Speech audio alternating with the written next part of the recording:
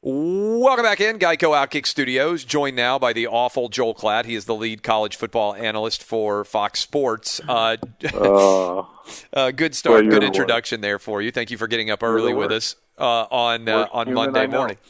I am one of the. How does that make you feel? You're the worst human I know. You know what? Who might agree with you? My wife. This was a. We had this conversation. I think you'll appreciate it. My wife was like, because everybody talks about approval ratings in politics, and obviously it's an election year, and they're constantly like, hey, what's the approval rating of Congress or the president or Joe Biden or, everybody out there is constantly getting approval ratings. My wife was like, we had a couple over, we were chilling the other night, and she was like, what do you think your approval rating is? Meaning me. And I was like, 35%. Wait. With who? Your listeners? No, just like the general population of sports fans that might know me, right? Like, obviously, I think for my listenership, my approval rating is pretty high. But I'm just saying, there's a larger percentage of people who would have an opinion of me, whether they listen to the radio show or not. And so I was like, I don't know, probably 35%. And she was like, so you think 60? She was like, you think 65% of people have a negative opinion of you if they just hear your name and they're sports fans? And I was like, yeah, probably so. She was like, I don't know how you could get out of bed in the morning if you thought that 65% of people didn't like you. And you know me a little bit. But you don't. Yeah, but you don't care. You've told me that right to my face. Like, you don't care what people think about you. Yeah, and I should say, like, I care if it's people that I work with on a day-to-day basis, and they were just like, this is the worst job I've ever had. Clay Travis is the worst person I've ever. Like, I don't want to be difficult to work with, but really the only people I really care about are people that I see on a regular basis. And I guess that's rare because in social media, like, people are constantly afraid of what people they don't know are saying or whatever else. I genuinely don't when you care. actually think about it, I love that we're talking about this. You are approaching it how we as humans have approached it forever, because we haven't had a medium for any number of people outside of our immediate circle of friends and sphere. We've never had a medium to judge what the people outside of that sphere thought. That's right. And nor did we. Nor did you know if somebody did say something bad about you, you didn't have access to it all the time, right? Correct. So I would say for almost everybody. That's why this is all so terrible. Like, yes. I despise social media. I think it's the worst thing that's ever happened to us as a society. I mean, I think there's a strong argument for that. But what's interesting is most people, they're probably, regardless of who you are, if you're listening to us right now, there's probably 100 people that could have a decent opinion about what kind of human being you actually are. And obviously, the closer the connection I would say is, less than that. Yeah, but 100 at most, right? Like, you could at most, okay. Yeah, and then the closer the circle becomes, like your wife or your kids or your mom and your dad, whatever. Like, the smaller the circle is, probably more of an accurate reflection of what you're actually like. Your really close personal friends and all those things. So there's only, like, I'm saying there's probably only 100 people who know me well enough to have really an opinion where you'd be like, oh, what does that guy think or that girl think or whatever else. Outside of that, it's really like, it's just noise. And so the reason why I was kind of fascinated by that is, I know we've talked about this before. You have a very public job. I have a very public job. There are lots of people who have opinions about us, but if you don't know me at all, why should I care what your opinion of me is? Does that make sense? And my wife is like blown away by that, but I do think it would be far healthier if that were the case for everybody, because by and large, it doesn't impact pretty me. Similar. Yeah. I think that being in this industry kind of makes you that way, because if you do care what, Randy 342 ! Thinks, then, like, you're gonna. It's just not going to last, right? Yeah. Like, you'll have no longevity. So, like, for instance, I could not care less what Vol Twitter thinks about me. By the way, they're all correct. No, you guys see. Here's the thing, and I've told you this before, and you know that I'm correct. You know that I'm correct. You guys have manipulated what I have said over and over again. I've never had a problem with you being upset about the choice that Tennessee was making for their coach. The only thing I've ever said was I thought it was hypocritical of you and then the mob that you led to use something that was third-person hearsay, later debunked, in order to shame the character of said person in order to try to get out from under him. It was exactly what the left did to Brett Kavanaugh. And you just went crazy on the left for that. And then you did it right there in the Vol coaching situation to Greg Schiano. That's the only thing I ever had a problem with. You can be upset with the hire all you want. By the way, 8 wins in a row for Tennessee. Do you think that Tennessee is... You know what? Good for them. Do you think that Tennessee is ready? Because I think this is one of the most. We'll talk about what just happened in the weekend, the games you had, and everything else. But to me, this is one of the directly involved with the weekend. This is a great topic because I think it is really topical for the top of college football, and I think that's exciting for Tennessee fans. Because finally, you're like inching closer towards that conversation, and you're right there. Why? Because I think you're the biggest threat. Tennessee is to Florida and Georgia, who I think are both bona fide playoff contenders, right? So you're right there. You know what I mean? Like all the. Do you think Georgia has opened as a 14-point favorite in what will be the SEC game of the week between Georgia and Tennessee down in Athens? Georgia and Florida and Alabama, I don't think there's anybody out there listening to us right now would doubt legitimate playoff contenders. There's only one other undefeated team left in the SEC right now, and it's Tennessee. Now, Tennessee has, I think, elevated themselves above the Missouris, the South Carolinas, the Vandys, and the Kentuckys of the world. So there's a tier. Absolutely. The question is, are they able to go toe-to-toe, in a sort of a knockdown, drag-out battle with the Georgias and the Floridas in the SEC East or not? Do you think yes, or do you think no? Oh gosh, I think they're close. I do not believe that they would beat Florida or Georgia this year, but I think that they're really close. I think that they're a top 15 team in the country, and I think that they're on their way. They've recruited at a really high level. I'm a big believer that you can't play at that level consistency, and in particular throughout an entire SEC schedule for a given year, unless you've got the depth established from recruiting. And they've done that. And I think they've got really good players. I think there's one thing missing, and that is, at least in my estimation, the belief that they can be dominant. And let me explain. Bobby Bowden used to talk about this. When you take over a job, sometimes you've got to lose big before you can ever lose small. And that's a step. That's a growth step. And a moral victory, and some coaches don't want to acknowledge that, but being competitive and losing is a step above just getting your ass kicked. That's right. You never acknowledge it publicly, but in the inner workings, when you get around your coaching staff, you're like, guys, we're getting better.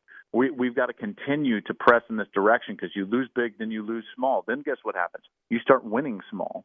A game here or there, you get a tip, you get a break, you start winning small. And it might not be in dominant fashion like those top tier teams, but you start winning small. I believe that Tennessee is getting out of that phase. Why? Because they're doing it week in and week out, winning 8 in a row, starting to become more dominant, margin of victory starting to increase over some of those lower level teams, and you've got to win small before you can ever win big. So I believe on that, hierarchy or trajectory, Tennessee is right at the precipice from going from winning small to winning big. And I think that should be exciting for Tennessee fans. And I think Jeremy Pruitt's done a heck of a job. We're talking to Joel Klatt at Joel Klatt on Twitter. Let's go into the Big 12 for a minute because you called that crazy, wild ending of the Texas and TCU game. Texas was very fortunate to win against Texas Tech the week before, 63-56 in overtime. What in the world's going on with the Texas football program? Oh, gosh. Well, I can tell you that being around them this year, I feel much more confident about the trajectory and where they're headed than I did 2 years ago. And 2 years ago, they were 10 wins and won the Sugar Bowl against Georgia. I think that game epitomized what I was just talking about with Tennessee. I really believe that there's a mental block with Texas. They are physically better than TCU, and they should have won the football game. And you could say that they kind of like stole a victory at Texas Tech, but they got a victory stolen from them. I mean, they're at the 1 yard line. They've got to punch that in and win the football game. And I'm sure when the fumble happened, the bettors out there on the over were like, "You've got to be kidding me! You've got to be kidding me that the over is not going to hit." And then they get the safety on the last play and hit the over anyways, which is poetic justice, if you will, if you took the over. But that's a game that they've got to win. And I thought that their defense played a little bit better than they have in the past. They tackled much better. There's just something holding Texas back, and I think that it's mental at this point because I think that they've got the players to be a better team. What about Oklahoma? I should continue, if you don't mind. I'm sorry. Yeah. And I'm going to group Oklahoma in with this because I think this next part can actually apply to both. I think that there's a reason why Oklahoma hasn't taken the next step in the playoff, and there's a reason that Texas hasn't taken the next step. And part of it is that when you look at the great teams in college football, what they do is that they recruit unbelievable players, and then those players still develop into even better players, and they go to an elite level. I haven't been around Alabama and Clemson and even LSU, but I've been around them enough, I guess you should say. I haven't been around them as much as I have been at Ohio State. But what I can tell you at Ohio State is that I sat there and watched Jeff Okudah and Chase Young. I think it was their third practice on campus as true freshmen. And I could look out on the field and I was like, wow, those kids are really talented. And then the kids that ended up growing up and those young men who became stars and ultimately first, 5 picks in the NFL draft developed. They got so much better during the course. And too many times I see this at both Oklahoma and Texas. They get unbelievable players in there as freshmen, and they never take the step to become elite players. I think that development still happens at the elite programs. It happens at Bama and LSU and Clemson. It happens at Ohio State. And I don't think it's happened at Texas and Oklahoma, who have recruited at a high level but never taken that next step to be truly elite. How stunned are you that Oklahoma has lost to both Iowa State and Kansas State to begin the season? Well, I was shocked at Kansas State. I thought when the schedule came out, this version, that game at Iowa State the week before Red River, I always thought that was going to be a tough game for them. Those that have never been up to Iowa State and Ames, it's a tough place to play, even in the COVID environment. And that's a good team, and they're fundamentally sound. Matt Campbell's a very good coach. They've got a terrific running back, by the way, who tore up TCU, and then he ran well against Oklahoma.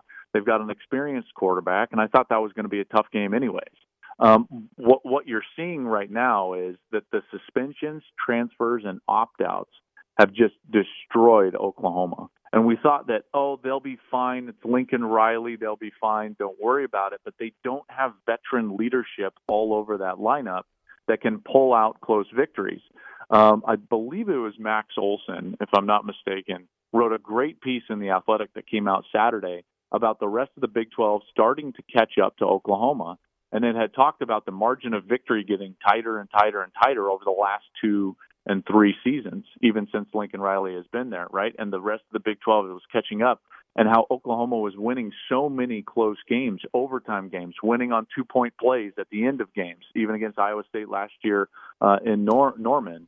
And that's catching up with them, Clay, because they're so young and inexperienced, right? Like they've got their offensive line is not quite as dominant, in part because they're so young. Their defense is really small in the back end.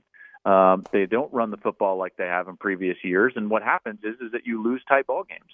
And those are two games that they damn sure could have won, so they're still good. And I think that they could still rattle off some wins. And I think they'll be really good next year and maybe even the year after. Spencer's last year there on campus, or even next year in his last year on campus.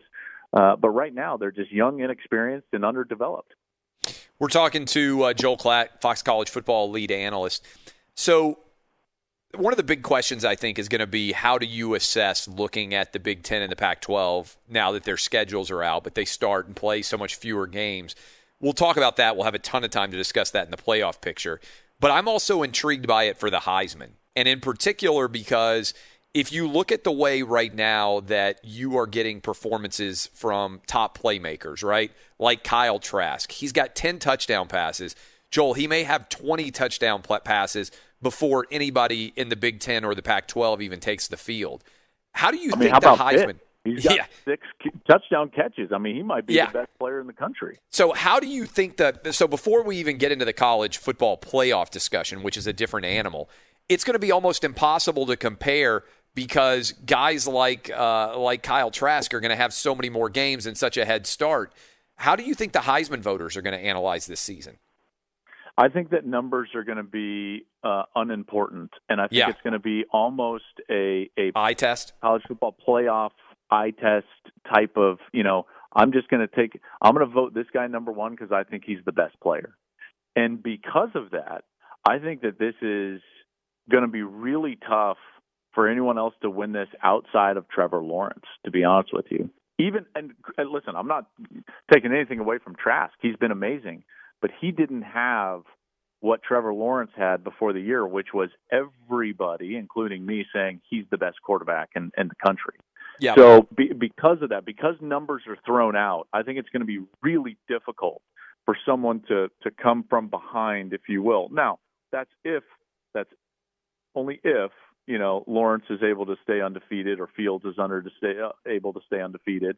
But because of the difference in games, I think that numbers will become unimportant. We're talking to Joel Klatt. All right, let's go back to that larger question of the college football playoff. I know you've got the Red River rivalry, the Red River shootout, whatever you want to call it this weekend between Oklahoma and Texas. Fair to say that that's an absolute elimination game. But do you think that anybody – so how would you assess this? Like, is the Big 12 able to get in a playoff team unless that playoff team is 10-1, right? So – in theory, there's almost no margin for error with anybody but Oklahoma State, maybe. How do you assess the overall playoff picture as it pertains to what we've seen from the Big 12 so far? Well, they're behind the 8 ball, to say the least. I think Texas would still have a shot, based on the rest of their schedule and depending on how they could play. And then Oklahoma State. If Oklahoma State were to just roll through a round-robin schedule and win all their games, it would be really hard-pressed to keep them out, right? I think you would even agree with that. No, 100% if they go undefeated, they're in. Yeah, so to me, I think that there's still a shot. I think that Oklahoma State is still a good team, but they're definitely behind the 8 ball. The perception of the Big 12 is not very good. And to my own, I'll kind of hit my own head here, if you will, or knock on my own evaluation, because early in the year I was like, hey, don't worry, we evaluate based on Oklahoma and Texas. They look like they're going to be just fine. The Big 12's fine. Big 12's fine. Well, no, now it's like, hey, someone needs to hit that big red button in the corner, because when your top teams, who you think are going to be your top teams, start playing like this and everyone's beating each other, all you're doing is keeping yourself out of the playoff. So now everyone's got to be a Cowboy fan in the Big 12 and hope that Oklahoma State, with their new quarterback and really talented roster, can go out there and win all their games. But it remains to be seen if they're able to do that, because let's face it, like, they're not the deepest team in the country. They're not recruiting in the top 10. So one COVID positive for them is going to affect them to a far greater degree than some of those other really quality teams around the country. We talked about this some earlier in the program, but I want to get your read on a couple of big SEC games. Alabama completely dominates Texas A&M. The DBs couldn't stay in front of the receivers. Mac Jones threw over the top. Average, Joel, 16.1 yards per pass attempt, which is as high of a number as you pretty much see anywhere in college football. And then on top of that, you also had Auburn just getting walloped by Georgia. We kind of hit on Georgia a little bit earlier, but what did you think about what those two games told you about the status of the SEC? Well, it told me that I was wrong about Georgia, because I thought that they were in trouble without an ironed-out quarterback situation. And Stetson Bennett comes in there and plays great. And their defense was always going to be great. And, Clay, when you look at the composite kind of like rankings of who's got the most talent based on where kids were recruited, I believe Georgia's number 1 in the country, if I'm not mistaken, in terms of the composite rankings. So they've got immense amount of talent, and a lot of that talent is on the defensive side, and that was proven out against Auburn. And Auburn's problem with their offensive line is I guess, well chronicled now. And I think people at Auburn would say that Gus has underperformed to a large degree. in particular in the last few years. But I think Georgia's a great team. They're really, really good. That one to me was a bit of a surprise, and now I can't wait until Georgia and Florida play. Alabama, though, dude, I got to tell you, like, they look as dominant as ever. And I think what we failed to realize, at least some of us, was they were never a quarterback-driven program until Tua. And now they're just back to being what they always were before. And they were winning national championships just fine before that. I don't know if you feel the same way, but to me, this feels like a dominant pre-Tua Alabama team, which is a top-end college football team. The defense is unbelievable. I think Mac Jones is really good. I think that the difference is that pre-Tua and even pre-Jalen Hurts, pre-Lane Kiffin, Nick Saban was just unwilling to open up the offense in order to throw the football to the degree that they do now. And I think Sark is doing an unbelievable job as the offensive coordinator, opening things up, making them modern. You know, they can go win a shootout. They could probably win a low-scoring affair as well.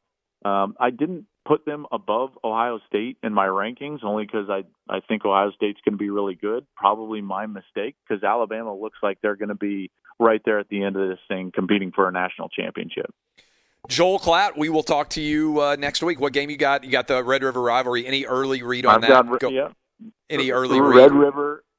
But yeah, they're both desperately needing a win, and I got to tell you, I think Texas has a great shot in that football game. I really do, and it'll probably be an absolute wild affair. Let's hope there's not 28 million penalties like there was in my game at Texas last week. Lots of points, my man. We'll talk to you next week. All right, later, bud. That's Joel Klatt, at Joel Klatt. You can follow him on Twitter.